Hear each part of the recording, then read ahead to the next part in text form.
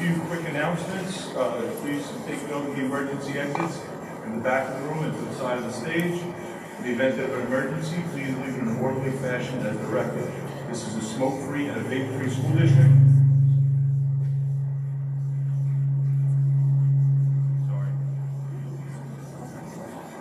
Smoking and vaping are not permitted on the premises. Anyone on the premises, this is a hate-free and a bully-free school district. Just a couple of housekeeping. We don't meet here a lot for obvious reasons, so we're going to have to experience some feedback. We've got a broken speaker since the play, so please bear with us. If you're in the back and you can't hear us, sometimes the acoustics in this room aren't great. Just wave, let us know, and we'll try to address it, okay? Bear with us, I appreciate it. And it's kind of hard because I think the device is probably giving us that feedback.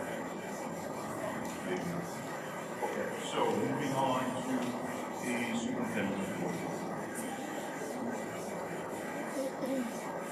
Well, so will the trustees mind, Sarah, we're going to have a morning, we've got one item that needs to be voted on, which is item E. For consent agenda. All right, we'll do that so we can vote on that morning. All right, the administration recommends approval of curriculum items reflected in Schedule E1.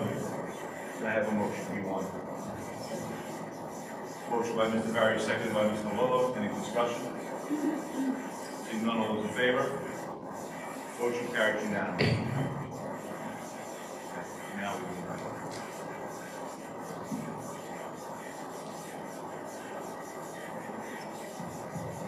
Vinny, that's getting progressively worse. You sure that's not from a...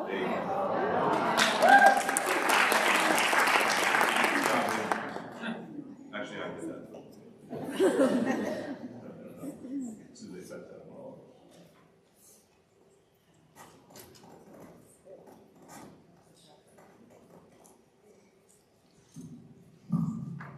All right, thank you all for coming. I'm going to begin with my superintendent's report. First and foremost, I want to give a valuable shout out to Mr. Lochner and the whole middle school staff who participated in the production of Matilda. It was a fantastic play. The night I saw it on Friday night, we did have some feedback, which was a little frustrating for our, especially for me as a superintendent, so we're going to be working on our sound system. But that shouldn't take away from the extreme talent and amazing performances that our kids sort of displayed at that night. It really was a great performance. I don't know if I've ever seen that many middle school kids engage in choreographed dancing that night. So big shout out to the middle school, the cast, the staff, and all our community members who participated and put this wonderful play together. I also got to attend the Elmport Middle School Curriculum Fair, which is really fantastic. Students sort of shared their learning with their teachers. It was great to see so many teachers out and students participating in discourse regarding their academics. This picture here, we see Trustee Hayes being given a little math lesson. I think it was about slope from two students. The students were really enthusiastic, especially our 6th grade students who did their unit on Greek mythology. Really fantastic experience. So thank you all who participated, to the teachers who participated as well. Really successful event. I also got to attend the celebration of our English language learners who achieved a commanding on their NICES lab, which is New York State proficiency test in English. This was probably the most touching celebration I've been at in the last 2 years. This is my 3rd one. The students were fantastic in their achievements, and the students range from grades kindergarten to 12. But Melanie, who's seen here presented, actually did a whole PowerPoint presentation about her sort of experience immigrating from Ecuador, and in just 2 years becoming English proficient, earning her diploma from Elmport High School. And she really showed her appreciation for all the teachers who have been impactful in her life. So big shout out to all of our ENL teachers, Monica Tetuan-Pulos for her leadership in that regard. It really was a fantastic night, and a night of a lot of pride. And I was really grateful that Trustee Hayes was able to join me. I also got to stop by quickly to our Professional Learning Community Sharing Day. PLCs is something that was really developed in the 90s as an efficient way of providing professional development because it's teacher-driven, so it's kind of peer-to-peer professional development. Some of the topics discussed was instructional technology, chemistry achievement, data-driven instruction, multicultural literature for diverse learners, evaluating or elevating, student writing. So really great sort of event. Thank you all in attendance who participated, for all the teachers who conducted the workshops. Really was fantastic. This is something that was initiated originally by Beth Doyle, and I'm happy to see Jackie O'Hagan taking on the reins. Some other happenings: the Suffolk County School Superintendents Association hosted a Future Leaders Academy here in South Country for inspiring administrators. There are actually several people in our teaching unit attended this little panel discussion, which featured administrators from various school districts. I'll get my notes, but pictured in the photograph are three superintendent peers. Carolyn Prost, Dr. Prost, she is from West Hampton Beach Union Free School District. Tony Mora, who is from Southold Central Union Free District, and Dean Middleman, who is from East Mauritius Central School District. So I want to thank Doug publicly for coming by and participating in this panel discussion. And I was also featured in the Boys and Girls Club Legacy event, which was a wonderful event, but an event that made me feel somewhat guilty because I felt very undeserving of the recognition as a valued ally. Really, the accolades go to all of you, our teachers, our school district, who provides support to the club. And the club is a great resource for our community. We bus kids there for the after-school program. They provide a summer program for our students. So really honored to be there amongst great company, including Dominic Thorne, a Suffolk County legislator, Maureen Beach, the Belport Village Mayor, Lorraine Kuhn, who's a Belport Village Trustee, Regina Hunt, Rodney O'Neill, Marcelo Galina, Trish Galina, and Christina Sullivan, representing an aide, teachers, and our security staff, and of course Trustees Hayes and Police who also attended. Big shout out to Kim Livingston, who's Executive Director of the Boys and Girls Club, for the invite and the recognition. And pictured there is Belport alumni, Lisa Anderson, who's currently a Columbia professor and former board member of the Boys and Girls Club. It was a great event, very honored, felt very humbled, and felt very undeserving of the recognition. I also want to speak a little bit about state assessments, which are coming up starting next week in our 3 to 8 buildings. I'm going to read this verbatim, but state assessments are an important part of our academic program and help us take an honest look at how we're doing as a district. More than just scores, these assessments provide a snapshot of student progress and guide us in supporting their continued growth. We're encouraging all students to do their best, not with pressure, but with a focus on effort, pride, and personal growth. Full participation gives us the most accurate picture of student achievement and ensures that we can keep moving improving instruction and support. So the whole idea is to really increase our participation rates and the way the students are sort of challenging these assessments. When I was at Kramer and spoke to a math class of the 3rd graders, I believe, and they were showing off their math grades, one of the things I emphasized to them that you shouldn't be comparing yourself to other students, you should be comparing yourself to yourself to see how much you've grown within an academic year.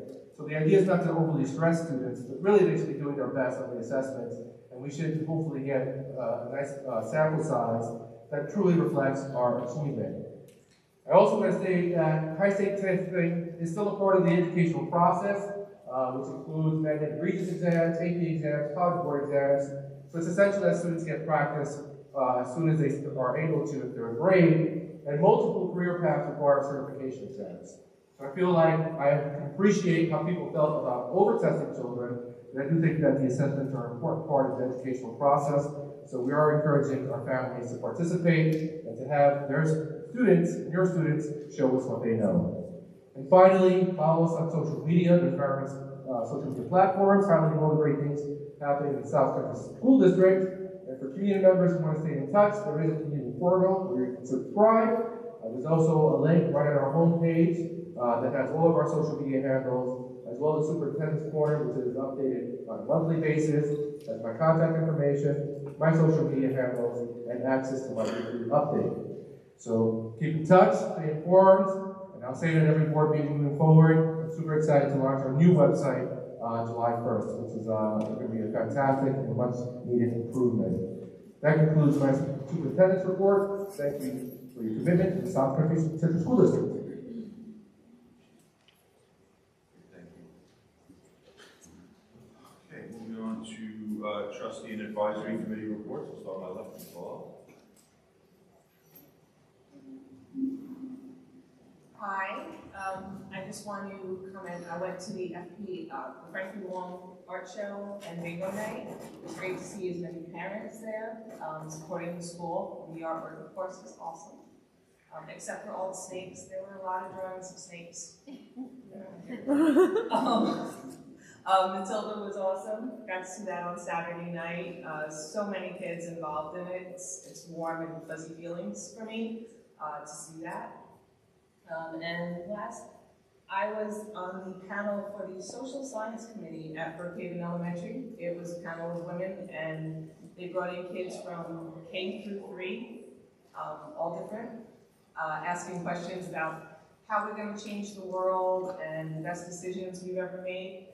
It was great hearing from the kids and being on a panel with 5 other strong women from the district. Mr. Barron? I'm not going to report. Ms. Lewis? No report, thank you. Ms. Hayes? Okay, I enjoyed Matilda also, and the legacy event. I enjoyed it as the superintendent described it, but also wanted to mention that they had the dance troupe perform for the guests at the event, and these are kids who go to school here.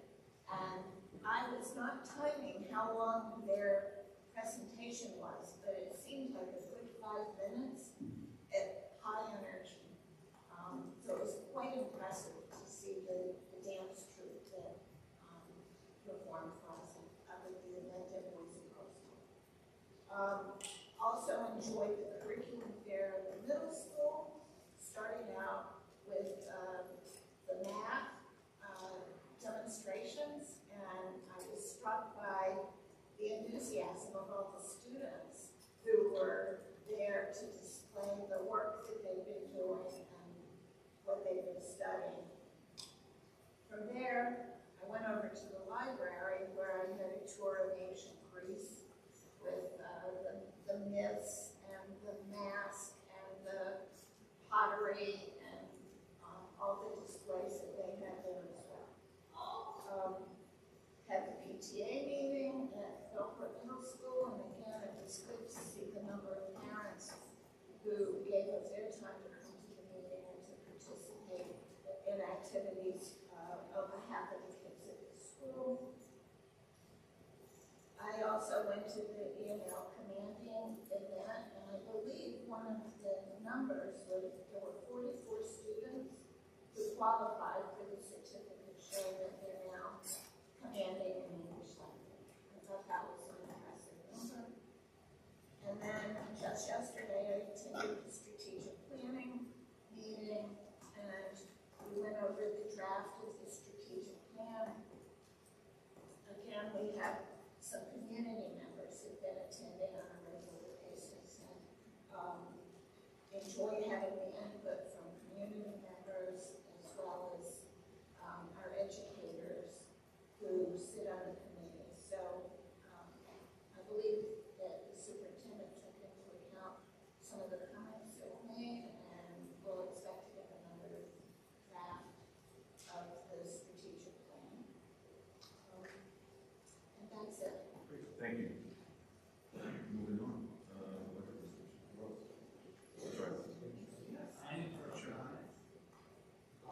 The district clerk will take notes.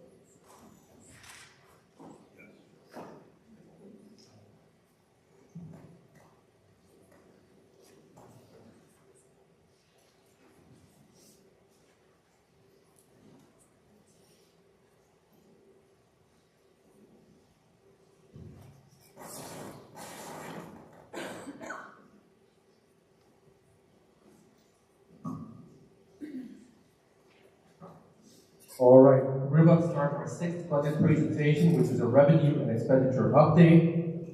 As many as you know, this has been a really difficult budget season and process.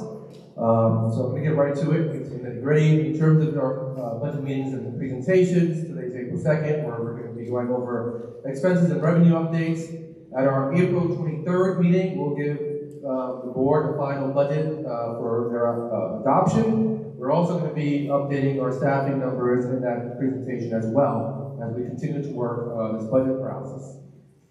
This culminates in a budget hearing on May 7th and budget vote and election on May 20th. So please be sure your community members to come out and vote. In terms of a revenue update, not too much has changed. All revenue represents the general funds, which is where we hold our funds. South Country state aid may change as the state's budget is formally adopted. We have no tentative date as to when that's going to come out. Technically, it's due April 1st, and obviously it has not been submitted yet. So that may change the amount of state aid we receive once we receive that information. Our proposed tax levy may also change as we continue to look at our expenditures. Currently, our tax levy max, which is the cap, is at 3.48%. And again, the tax levy represents a contribution made by taxpayers. The final tax levy will be presented again on April 23rd to the community. And again, the tax cap is 3.48%. So in other words, what that means is if you propose a tax levy that's at or below the 3.48%, that requires a simple majority vote. If we propose something that pierces the cap or is above 3.84%, that requires a supermajority vote. State aid, all hold harmless school districts, which we're one of, received a 2% increase in foundation aid this year. In prior years, the trend was that we got about a 3% increase in state aid each and every year. Last year that changed when the foundation aid stayed flat when we compared the prior year to last year. And then we had a 2% increase proposed for this upcoming school year, 25-26. In essence, it's almost like a loss of state aid because cost of living expenses continually rise year to year. So when the foundation aid doesn't match those increases, it puts us in a precarious situation. Miscellaneous revenue includes, but it's not limited to, day school tuition, health services, interest and earnings, Medicaid reimbursements, E-rates, which we get from some technology, rental income and donations. And the use of your reserves, we see something a little bit different. Reserves are used to offset expenditures in a very deliberate manner. There are state mandates and rules that govern how we can use reserves. So we can't think of a reserve as just being a savings account where we can use at our disposal. Very specific uses for the reserves. And so, due to the reduction in foundation aid, the use of reserves are going to be increased a bit to sort of help mitigate some of the challenges that we have in our expenditures. And the goal is always to replenish them to the greatest extent possible. There are going to be some years where you don't replenish to the extent you want to, but it's kind of like a roller coaster depending on the economic climate of that particular budget year. So some of the financial challenges that I want to review yet again, we did this in our second presentation, is first and foremost was the loss of federal funds. And I do want to read it verbatim, but South Country, like many other school districts across New York State, lost access to federal stimulus funds, which was provided through the COVID-related relief that previously helped offset expenditures and one-time expenditures. These funds played a critical role in temporarily supporting staffing, instructional programs, technology, and facility needs. With that support now expired, the financial burden was shifted back to local school districts.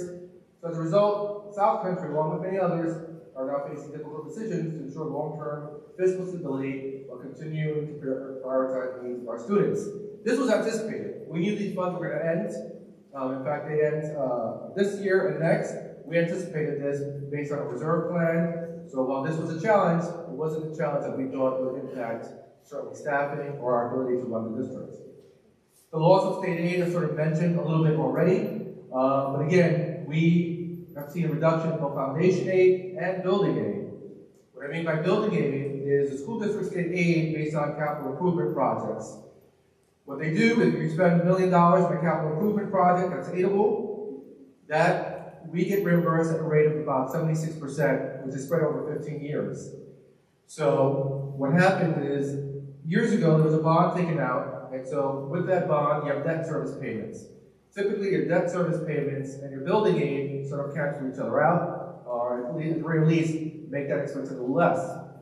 This current year that we're in was the first year that our building aid had dropped, yet our debt service payments are still there. This is what we call sort of the little disparity in our aid and our debt payments.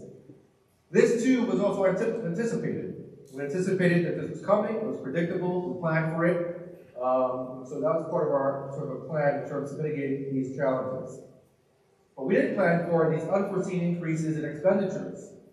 And these are pretty unprecedented because it just seems like way out of control in terms of my experience being in education for the last 7 years.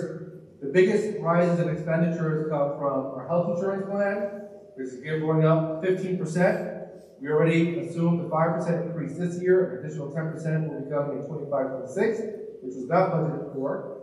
Transportation costs are skyrocketing across the island, and special education, which I'll explain in a minute. These rising costs are only substantial, but largely out of our control, driven by external factors such as provider rate hikes, growing student needs, and these increases place a significant strain on our overall budget and make it increasingly difficult to maintain programs and services without difficult trade-offs.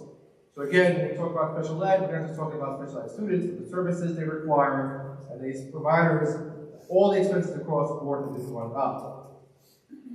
Now we've had declining enrollment, but increased needs, which I'll show and demonstrate on a later slide, but despite an overall decline in enrollment, our special education and E&L populations continue to grow. To meet mandated services, for example, we hired in the last 3 years 11 special ed teachers and 12 E&L teachers. These positions remain essential because they are state mandated to meet the needs of these students and not to be considered for elimination. So again, while we're hiring new employees, a lot of it is a result in the changing demographic of our school district, not so much aligned with the declining enrollment. And to talk about special education enrollment specifically, over the course of this school year, that's the 24-25 school year, we've welcomed 68 new students who are classified as requiring special education services. So even though our overall enrollment went down by almost 100 students, our enrollment of special education students went up by 68 students. This increase speaks to the growing complexity of student needs in our district. Of those new interns, 11 require placement in specialized programs outside of the district due to the intensity of their needs. And while we're committed to providing each student with the support they require, these outside placements have added nearly $1 million of unanticipated costs to our budget. This underscores the financial pressure districts like ours face in ensuring equitable services while navigating limited resources. We always budget contingencies, but no, we didn't budget for the amount of families moving into our district requiring special education services and additional outside placements. Currently, between kids who receive services outside of our buildings, which include kids who get home instruction, not for kids who are out on home instruction because of suspensions, but who require medical attention, we have 101 students in our district who are in outside placement currently. So some of the strategies to sort of meet these financial challenges is one, the use of reserves, which I mentioned. But again, state mandates sort of control and regulate how reserves can be used. And I can assure everybody in the audience and the trustees that we're maximizing the use of our reserves. Unassigned fund balance. The state allows the school district to have a fund balance of 4% based on their overall budget left over to mitigate one-time expenses. We cannot use unassigned fund balances to pay for ongoing costs. An analogy I heard that kind of makes sense is you shouldn't use your savings account to pay for groceries, because inevitably this creates a financial burden in subsequent years. Those unassigned fund balances are typically used for things that come up on a year that are unanticipated. If a boiler breaks down, then we need to pay for the boiler, and that's something maybe we didn't predict or could have anticipated. Transportation. We are actively engaged with our transportation company to help mitigate this increased cost in our contract. One of the strategies we're using is to see if we can offset the cost over the course of the whole length of the contract, which is 5 years, to reduce that initial burden for the 25-26 school year. So we're in active communication with that. We're also working with the consultants to see if we can consolidate bus routes. Basically what I'm trying to say is we're looking at all angles to see what we can do to sort of minimize the expenditures when it comes to transportation. Budget reductions. We spent literally hours and days looking through every budget line to see where we can sort of cut expenditures down, from everything from textbooks, library books, certain budget lines, conferences, anything where we feel we can sort of pull back on, we're pulling back on it. And so the reality is that they identify where reductions can be made. And again, this has been a thorough and thoughtful process guided by our commitment to maintaining the integrity of our academic programs, student services, while addressing the district's financial services. The point of this sort of talking point is that we're really looking at everything. Because the last thing we want to do is reduce staff. And this is where we get to reducing staffing reductions. So as we work through the challenge of this year's budget, the need for staffing reductions across all collective bargaining units has become unavoidable. What I mean by that is, we initially spoke about reductions in the teaching ranks, but we're looking at all of our units to see where sort of reductions can be made without having an adverse effect on student programs. This includes our administrators, clerical, aides, TAs, all of our collective bargaining units. These decisions are incredibly difficult, made only after exhausting all other options. We recognize the deep impact this has on individuals, our schools, and the greater South Country community. This is not a reflection of how we value our staff, but rather a necessary step to ensure the long-term financial stability of the district while preventing poor programs and services for students. So I can't emphasize that enough. I look at all your faces in the audience today, I look at the trustees. None of these decisions are easy. So many of our staff members that were hired in the last 3 years sat in my office and interviewed with me. So this is something that's incredibly difficult to do. We're trying everything possible to sort of lessen the impact it's going to have on the staff. But we've got to the point where we really have no choice to do this. Again, our long-term plan, because the question that keeps coming up is, well, why hire teachers if our enrollment was declining? I have two kind of responses to sort of that feeling. Number one, our demographics are changing, so we had to hire more special education students, because part of our mission was to expand our special education program in our district to keep more kids in our community schools. Number two, looking at the financial projections that were not inclusive of these exorbitant expenditure increases, we were confident that we could sort of weather the storm and sort of reduce staff by attrition over the next couple of years. And what I mean by that is by when people retire, we separate from certain staff for other reasons, we cannot absorb it as it comes. And when we looked at the projected retirements over the next couple of years, we started making a calculated guess that this is how we're going to level sort of our enrollment. I have to say that in the year 2020, we had 7 more teachers than we have today. So there's sort of a narrative out there that we've increased in the last couple of years. In 2020, we had 437 teachers. We currently have 431 teachers. But again, enrollment and the need for staff aren't sort of directly sort of related, because our needs of our students are going up in terms of special education. But this really was how we saw it. Rather than sort of have an impact on our small class sizes, we benefited from really small class sizes in our elementary schools, to a certain extent in our middle school. We said, let's keep this in place and slowly chip away at it over the next couple of years, because that's something that we've been touting for many years. And we really felt like we could have sort of weathered the storm, as I said, with these financial challenges. But this year was really different. First and foremost, I wanted to show this, and I showed this in the last presentation. It's just a 10-year cost comparison for certain areas. If you look at our overall enrollment, in 2014, we had a little over 4,400 students in our district. We currently have a little over 3,800 students. That's almost 600 student decline in enrollment.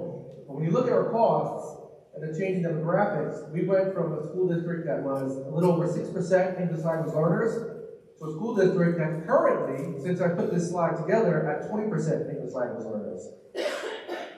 3% may not seem significant in terms of the increased number of special education students, but those students, as I mentioned before, come with associated costs. So if you look at the costs, comparing, just these two areas alone are almost $4.5 million increased costs over the last 10 years. Then we have cybersecurity, insurance, mental health, physical security, our BOCES programs, transportation, and other operational expenses, which is basically maintenance of facilities. This represents $22 million more in expenditures, despite a drop in enrollment of 600 students. This is sort of the reality that we're dealing with. More specifically, for this upcoming school year, 25-26, since our March 5th meeting, just a couple of weeks ago, we just realized that these costs went up at a rate of over $1 million. These again were unanticipated expenditure increases that are not inclusive of salary corrections, lane changes, longevity assessments, which are typically anticipated by us. We always budget for salary increments that all of our collective bargaining units have, and for the unforeseen. So these 3 categories alone went up by over $1 million, not to mention what was shared in our last presentation, which is unallocated insurance. This represents the assessment of our properties have gone up. Thus, our insurance premiums went up. Our special education costs, tuition and other, went up by a little over 6%, or almost $600,000. Transportation going up by $1.6 million at a 15.85%, which is really above and beyond what's usual. And our health insurance, which was a little over 14% or 14.5%, going up by $2.8 million. That represents $5.1 million of unanticipated increases in expenditures that we did not predict or project. And this is why we find ourselves in this predicament. What we've done since March 5th in looking at all these budget lines, and this is inclusive of salaries, and rate reductions, and our budget to try to minimize the gap between what the revenue we're receiving and the expenditures that we're projecting. We're able to sort of chisel away about $2.6 million, or almost $3.7 million from these respective budget lines, and we're continuing that process in the next few weeks as we continually work diligently to reduce our budget. And again, while this reductions represent staff reductions, they don't necessarily represent cuts to programs. Well, our goal is to keep all our programs in place. The way we support the programs may change. Our class sizes are going to increase a little bit, but they're still going to be relatively small for Long Island. So we're trying to maintain the integrity of our academic programs while trying to sort of manage this sort of financial crisis that we're in. So as of March 5th, our total expenditures, projected expenditures, in our four major codes, which is the 1,000 code, which is all the costs associated with the administration of the school district, the 2,000 code, which is all costs associated with curriculum instruction. This is where you find all of our teacher salaries. 5,000 code is transportation, and the 9,000 costs are all associated with the employee entitlements, debt service payments, etc. This was as of March 5th, our projected expenditures were at $150 million. As of April 2nd, we reduced that to $148 million, almost $149 million. So we're moving sort of in the right direction. But this total increase of if you look at the budget from 24-25, the difference in these two proposed expenditures is over $6 million. And so it represents a 3.97% increase when you compare budget to budget. Not tax levy to tax levy, but budget to budget. But right now our tax levy cap is at 3.48%. That 3.8% only represents an increase in about 50% of our revenue. As it stands today, our revenue, or expected revenue for the next coming school year is at about $145 million, or $145.5 million, but we're still at $148 million in anticipated expenditures. So there's still a difference of a little over $3 million that we have to try to figure out in the next couple of weeks. This has been extremely difficult. Again, $6 million of expenses that were impossible to predict. And not that this makes me feel any better or make this process any easier, but this is happening across districts all across Long Island. We're meeting as superintendents to see what we can do to try to mitigate some of these challenges. I have a meeting on Friday, for example, because multiple school districts in my cluster, which includes places like Rocky Point, Green Village, and Smithtown, are all looking at some pretty drastic staffing reductions. Smithtown alone is looking to separate from 42 teachers, Green Village, 31 teachers. So they're tough times. And so we're doing our best to maintain or keep as much staff as possible, to try to stick to our plan when people retire, and sort of do that through attrition. But this is basically the hand we've been dealt and what we've been dealing with. Is it awful? It is. It's not easy. It's really not easy for me, as someone who's got to know some of our employees who are going to be affected by this. I do not take for granted the impact this has on our families, and our community, and ultimately our students.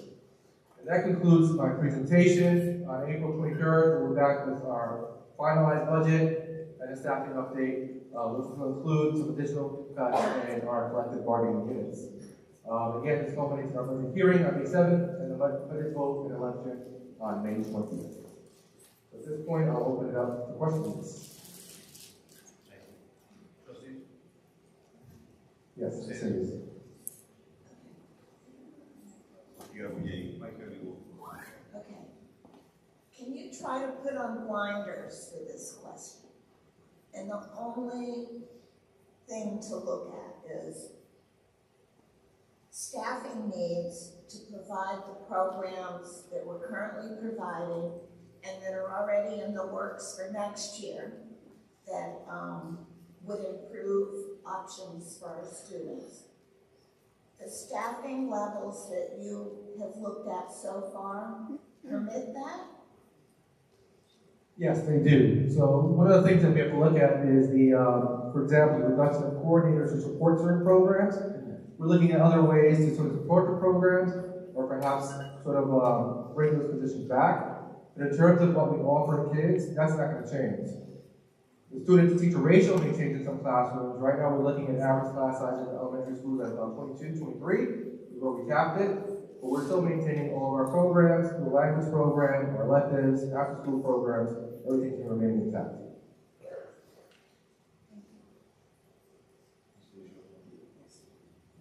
Thank you, Mr. Chair.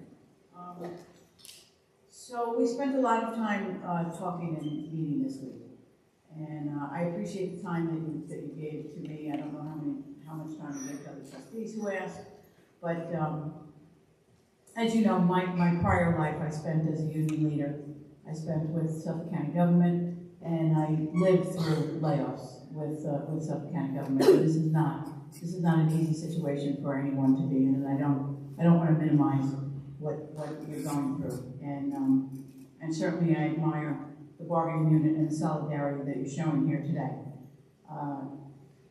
It's what you need to do with the unit to support your bargaining unit, and it's hard for me to be on this side of this equation right now. When I was in the county politics is much different than the school, and that I can tell. I can tell this bargaining unit right now. The county used to waive layoffs as a weapon to weaponize and punish their employees. That's not what's happening here, and I want to assure the bargaining unit of that. This is something that is very painful for the district, and something that we're taking great strides in to try to minimize. And I've taken great strides. I've been doing so for quite some time with the business unit, with the business office, in going through the treasurer's report, in understanding every nickel that we spend, and to make sure that when we approve a position, that we have the money to sustain those positions. Because what I want to make sure that I've done in my role here on the board is that we've done our due diligence in funding a position, that we have enough to sustain that position. And I'm having a hard time just accepting these expenses just grew unexpectedly. I understand where they came from. I'm not saying that they are imagined or unrealized. They're true in what you're presenting. But in going forward, every position that comes to us now in the personnel report, I'm going to dig further, and I'm going to ask administration, and I'm going to ask cabinet to really prove to the board that we have enough to sustain going forward, and that we have enough backup for health insurance, for transportation, for these unanticipated expenses, so that we're not faced with situations like this going forward, where we have to look to staffing positions to balance a budget. I've always believed that employees are assets to be developed, not costs to be cut. And that's the part. And I appreciate what you're going through and what you're going to present the board with prior to in the next 2 weeks. And we're losing sleep over it, and it's not going to be easy. So we really do, I appreciate that you took the suggestion of looking at conferences. The county used to use the word jaunts. They're not jaunts. I understand they're meaningful, and I understand people gain a lot from them. I've been on them. I've participated in them, and I gained a lot from them too. But you know what? Sometimes we can't participate in all of them. We have to, and for all of you that go on them and benefit from them, we're all going to have to cut back just a little bit, because that's just the way it's going. And let's not talk about, or let's think about what's going to happen from the federal government, because we don't know where those cuts are coming from and how that's going to affect our learning system here in South Country.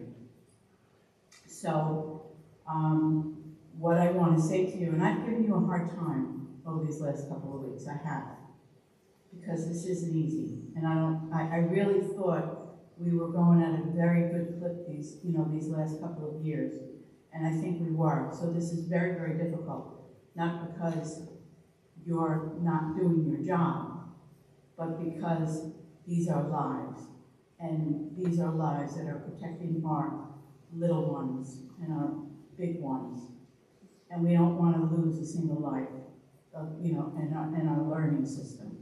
So we have to be very diligent in how we go about this, and we can't leave one single stone unturned as we go about. We have to be very surgical in what we do. And I hope you understand that the hard time I'm giving you and your cabinet is not personal, but it is personal for the students, and it is personal for the staff, because we have an obligation to protect all of them. And so that's why, if I give you a hard time on what I'm looking for, it's not because it's going to take you some time, and it's going to take time away from the work that you're doing. It's because I want to make sure that I have every bit of information before I make a decision on what we have to do with this budget. Thank you. Yeah, very well said, Trustee Police.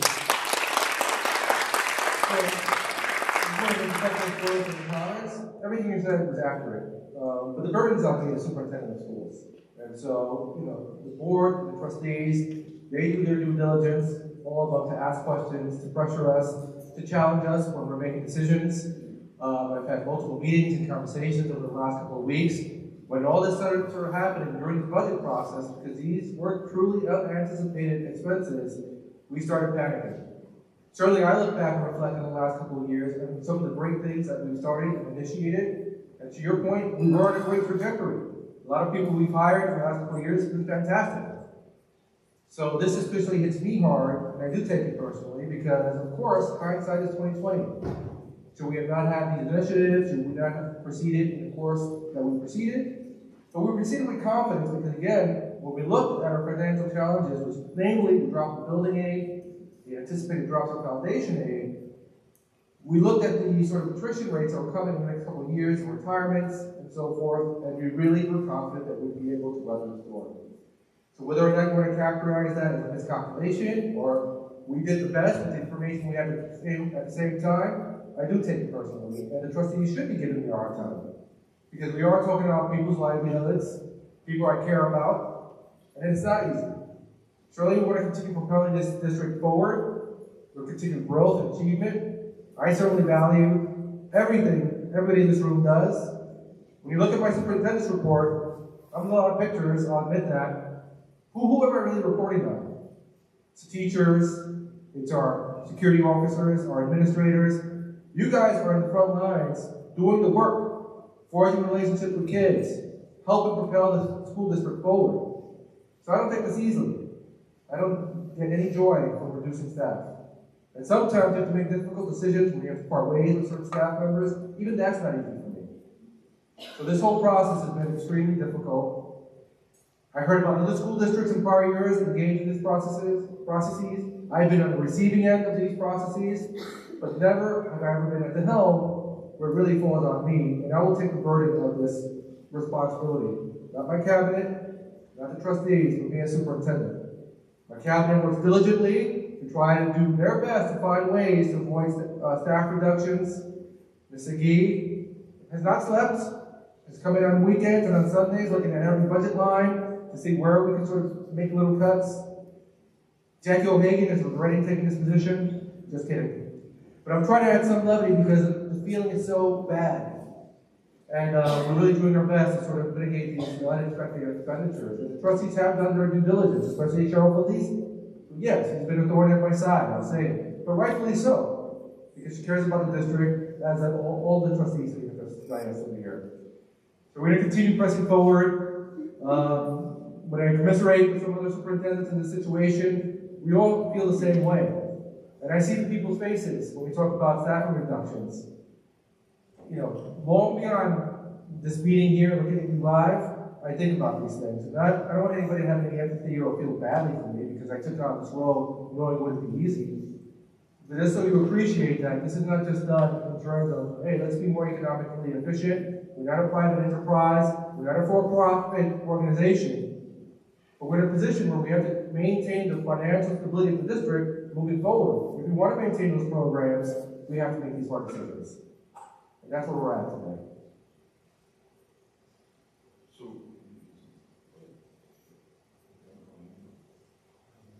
so think just a second. So, this isn't easy, right? We know that, but it's a lot harder on you. And don't think that that's not recognized here. We can tell you how bad we feel, how hard we're working, and all those things are true. But when you really don't know if it's you or not, we can't. I mean, I've lived through it in different industries. I've been out of work before, I'm out of work now. I get it. It's really hard. And the world today, it's even harder. So it is difficult, but please don't think that we don't recognize how difficult it is on you. And even if it's not you that's in the crosshairs, you know, they're your colleagues, they're your friends. My wife teaches in Smithtown. Smithtown, they're losing 42 teachers. She has friends, she has people, colleagues that she's worked with that are faced with possibly being MSS as well. So we get it. This is my 14th budget. Like a lot of people have been here a long time. We went through this once before, about 11 years ago, and it's completely different. Those were the days of gap elimination.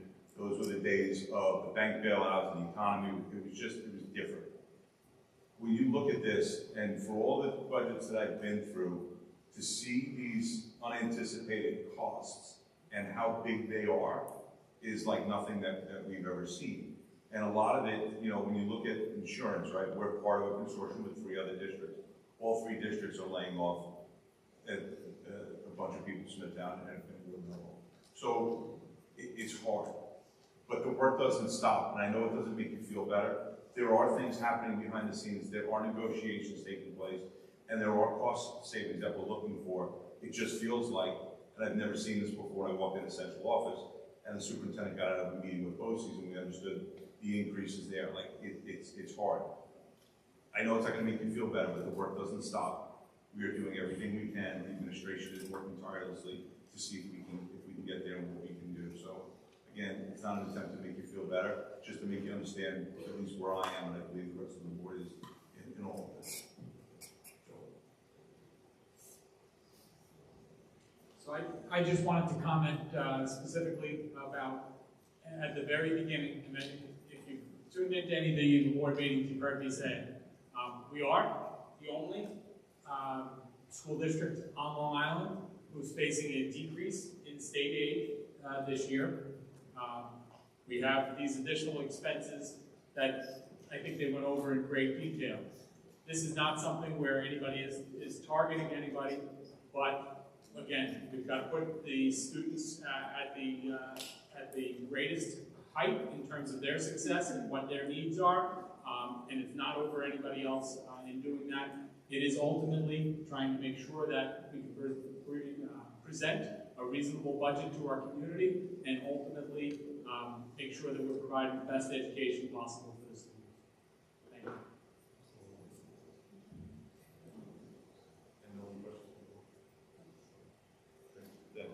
Thank you. Okay, so we voted, so we're moving on to board meeting, to public commentary.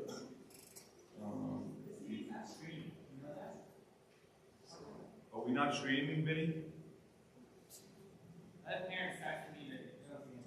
The technology guy gave me the thumbs up, says we're streaming. Okay. Vinny, can you maybe just take a look at that and make sure there's not an issue somewhere? He says we're streaming. Okay. At worst case scenario, Vinny, can you confirm we're recording so it can at least be posted? Got it, thank you. Okay, so moving on to public commentary. I'm sorry, I'm a little confused. Am I reading this whole paragraph or just? Yep. It's streaming, thank you. All right, so comments from the audience on the agenda items that we heard? I'm sorry, it's a little out of order here. You have 3 minutes to speak. You'll be given a warning. Am I missing anything? No personnel, no names. I'm trying to, we have to kind of organize this a little bit better because there's so much here I'm supposed to be reading. So,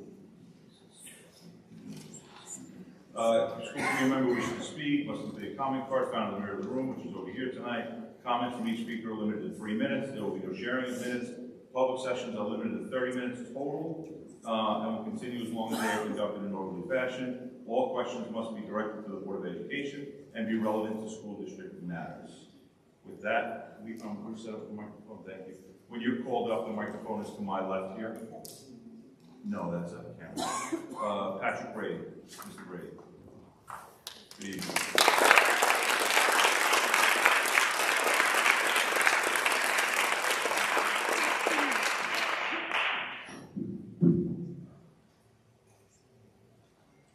Good evening, Superintendent Santana, President Pacini, Board of Education Trustee, and the South Country Committee. First, I want to thank you for changing the location on tonight's meeting. I am Patrick Brady, a high school special education teacher and president of the Gulfport Teachers Association. I do not usually speak at Board of Education meetings, but the seriousness of this situation compels me. Over the next few days, I will be engaged in 43 individual meetings with my fellow members who may be exits should budgetary issues continue to grow.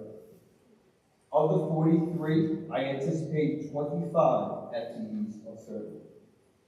Additionally, the cuts to dual language and restorative practice coordinators, labeled as administrative and supportive reductions, are actually deeper cuts to the BTA. These roles represent the dedication and innovation we bring to education. Included in the 43 are seasoned veterans and recently hired BTA members, individuals who have chosen South Country, even if that meant leaving tenured positions. This raises a serious question about our district's commitment to those who have chosen to dedicate themselves to our community, many of whom also live here. The BTA works with the district to minimize student impact whenever staff reductions are necessary. However, in my 23 years, I've only witnessed administrative positions grow, never decrease.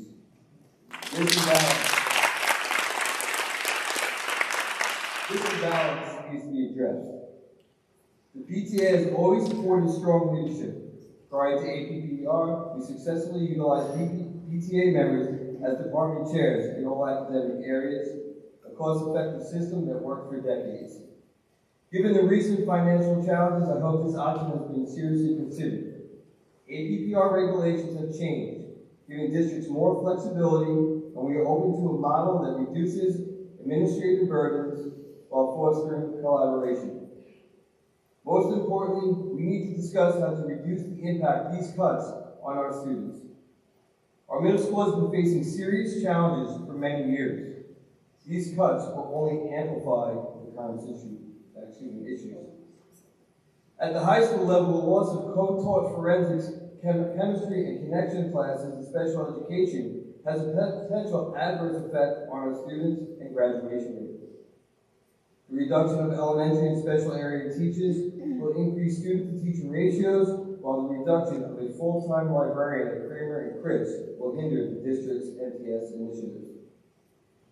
All these situations will impact our ability to address the social, emotional, and academic needs of our students. The district's response so far are troubling. We are pushing away talented educators after years of encouraging them to invest in our community. This is a betrayal of the trust they have placed in us. PTA members have consistently gone above and beyond organizing book and backpack drives, volunteering in community initiatives, and supporting district events. This dedication has been recognized at the state level for our outstanding community service. Unfortunately, PTA members are being disproportionately affected compared to others, unless action is taken by Central Office Administration and the Board of Education. I urge you to consider the long-term effects of these decisions, and I continue to be open to all conversations that will help mitigate these cuts that will negatively impact our students. The BTA is the backbone of South Country, and we will continue to be so. Thank you.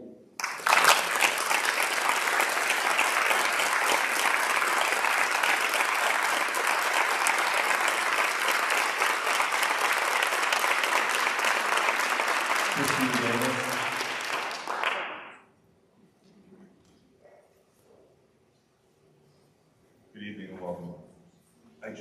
Judging by the subject, I know maybe somebody just want to make sure you caution not to use any names. Yes, I You guys right? revised. Got it. I revised it while I was sitting there, thank you so much. Okay, thank you. So good evening, thank you very much for giving me the opportunity to speak to you right now, Mr. Santana, county members, and board trustees, I really appreciate this time. My name is Christine Daniels, I teach at Greenwich Elementary School as an ENL teacher. Yeah, can you point it up just a little bit? Trying to go faster. No, don't worry about the time. So I've been working at Greenwich Street for. Point of order, could we shut the time clock off, please? Yeah, I got it. I'll take care of it. Thank you, Mrs. Reed, thank you so much. Now I'm gonna slow down. My name is Christine Daniels. I've been teaching at Greenwich Street Elementary School for 23 years as an ENL teacher, and I have the added privilege of serving as the elementary chairperson for the K-5 department. I'm coming here to speak to you tonight as a member of the PTA out of concern for the devastating loss of teachers that is projected and its impact on our students.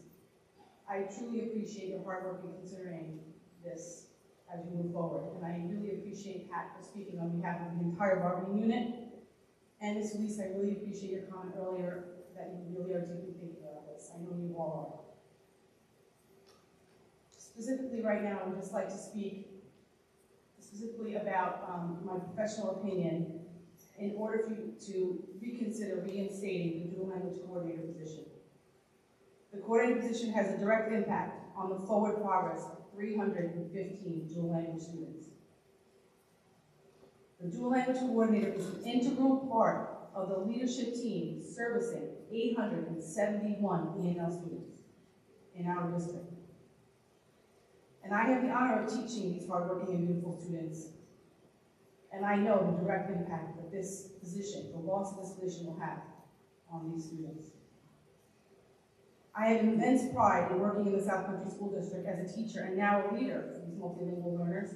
And like many of the hardworking, dedicated teachers, I am proud to work in this district that values bilingualism as an asset, and in a district that values the growth of the ENL and dual language programs. Because we know that the dual language ENL programs will take our students to greater life outcomes. With the support of this board over the years, we have been maintaining teacher leadership positions in our district that has allowed for the growth of the ENL and DL leadership team. And it has developed collaborations with teachers, teacher leaders, building and district administrators, and the community.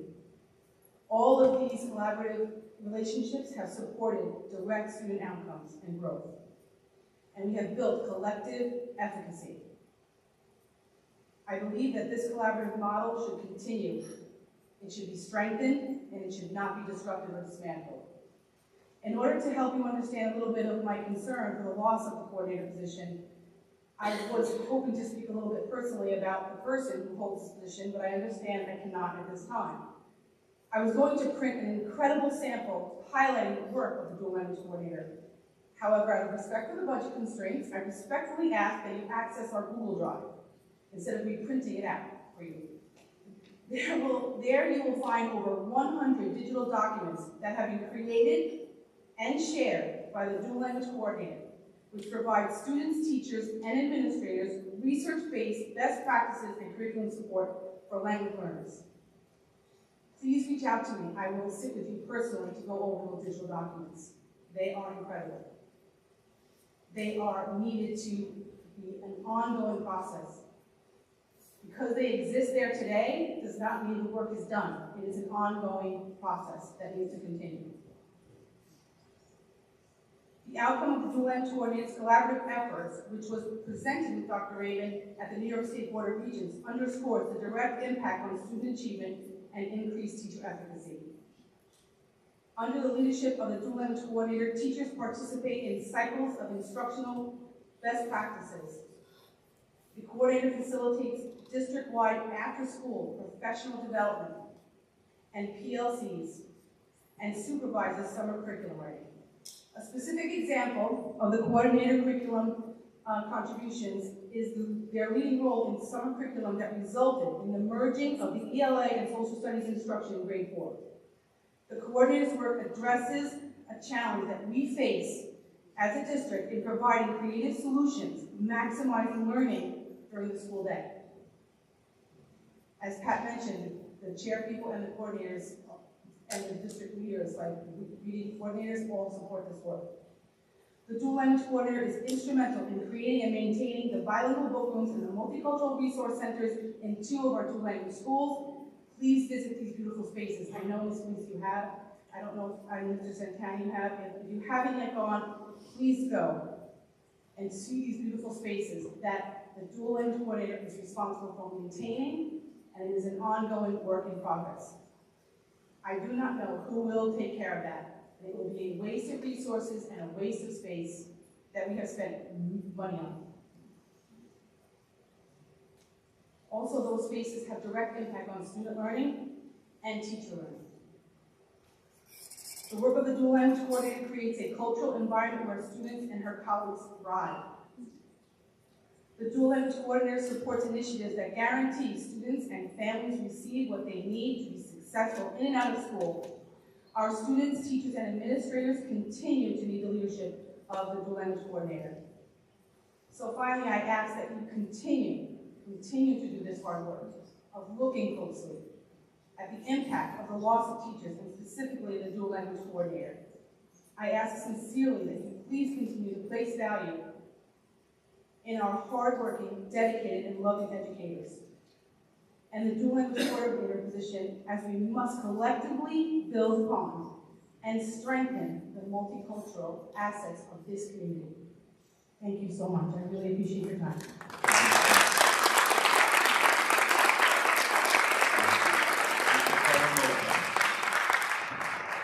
Good evening and welcome. Good evening. My name is Karim Odakan. I'm a parent of a 4th and 6th grader in the district. The cuts proposed by the superintendent and being entertained by the Board of Education are draconian, unnecessary, and will destabilize our children's education. While these budget constraints are presented as a surprise, they are completely expected. If we look at our pre-pandemic 2018-2019 curriculum net of instruction budget, we see that the district budget is $66 million. And then we look at our current proposed budget with a 3% increase, and it looks like a substantial increase. But if we factor in the inflation that's been going on every year since 2018, which is 29%, according to the Bureau of Labor Statistics, in real dollar terms, we are $10 million short just to stay where we were compared to 2018. We've routinely cut in 2023, we cut the instructional budget by $2.4 million. And then we wonder, what are we doing right now? It's really, and presenting it as a surprise, all right? So on the one hand, we're not keeping up with inflation, then we're in shock when inflation hits us hard. Our district cannot, and also I should note that if we keep on talking to where we were 10 years ago, and it's interesting because in October when we talked about our assessment scores, the narrative of that by Dr. Doyle was that the needs of our school district are much higher than they were 10 years ago. And the entire presentation was a comparison between where we were 10 years ago and where we are now. So this idea that we have less need of teachers than we did 10 years ago should be completely challenged. Our district cannot afford a reduction in teachers. And I want to mention that last budget meeting, there was a gentleman who prepared the presentation about the FTEs. And he stated, and I quote, despite proposed staffing reductions, there will be little to no impact on our middle school programs. Like, in what world does cutting teachers have no impact on programs? So please, stop lying to us as parents. Stop lying to us as a community.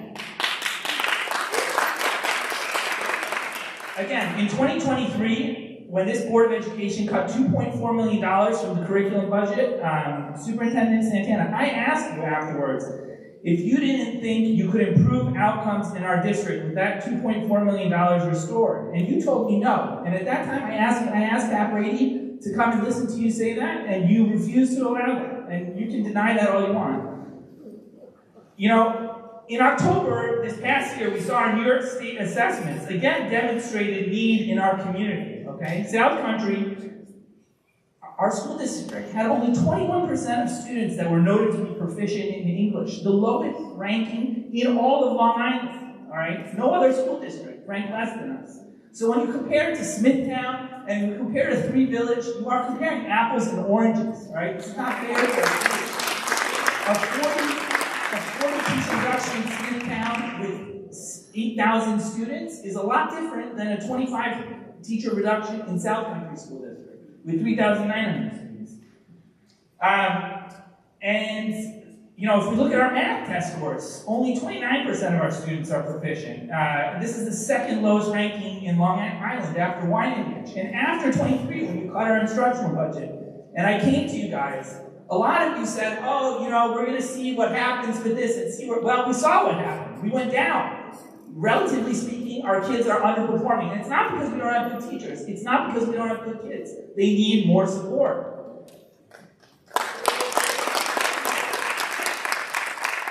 No reasonable person would assume that our kids need less support. Okay, we had discussions in October about our assessments. At no point did anyone say, oh, you know, based on this assessment, we should be cutting the number of teachers in our district. We also had this meeting at the high school with all these parents, with all these teachers, administrators. Not once did we talk about what our, you know, how we're going to deal with our instructional needs. If this is all a surprise to you, it's really terrifying as a parent about, you know, what's the handle that we have on our school budget. I have a lot to say. Yes, I have a question. Where is the shared sacrifice, all right? We're asking our teachers and our children to tighten their belts and bite the bullet, but there's no accountability for our superintendent. We have the lowest New York State assessments, declining graduation rates, all right? You can say, oh, the New York State assessments are not that great. Our graduation rates are declining from 93% to 83%. Does that sound okay to you? Oh, let's cut teachers. It's bonkers. I feel like I'm in a twilight zone. But in all of this, our superintendent is held harmless. You know, it's time for the Board of Education to hold our superintendent responsible. This is under his watch. You know, and another thing I want to say is for years I've been saying that the Caithness power plant, which generates $500 million a year, is coming onto the tax rolls in 2029. And the town of Brookhaven refuses to assess it properly. We are assessed at roughly a third of what the Port Jefferson power plant is assessed at, and we generate 4 times the power, and that's after they reassess that plant. So in 2029, when that comes off, there should be tens of millions of dollars coming into this district, and we have no idea, and I've talked about this years ago, Superintendent Santana. There's a refusal to understand how much money that plant is going to contribute to our school district, and we're in that window right now. That's only 4 years away. We need to start planning for that, especially when we're talking about cutting teachers. And the last thing I'm going to say is you can either pay to educate today, or you can pay for the failure to educate tomorrow. And it's up to you guys. Thank you. Thank you.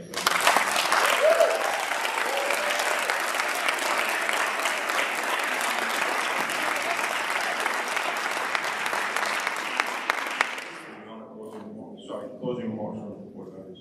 Anybody have it? No? That opens the floor for a motion to adjourn. Motion to adjourn. Mr. Barron, seconded by Mr. Willow. All those in favor? Motion carries. Have a good night, everybody. Are you going to cut the mics?